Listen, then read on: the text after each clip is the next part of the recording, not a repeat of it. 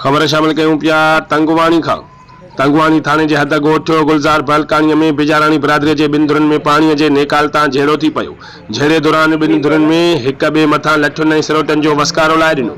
लठियूं सरोटा लॻण सबबि ॿिन्ही धुरनि जा ॿिनि औरतुनि समेत 9 ॼणा सख़्त ज़ख्मी थी पिया। इत्लाह ते तंगवाणी पुलिस पहुची करे ज़ख्मिन खे खणाए तंगवाणी सिविल अस्पताल मुंतकिल कयो।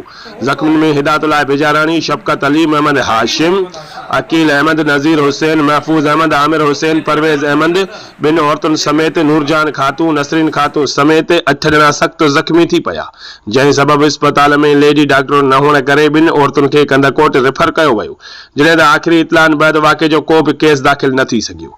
रिपोर्ट कराए मुख्तियार, बलोच, बे न्यूज़, तंगवाणी।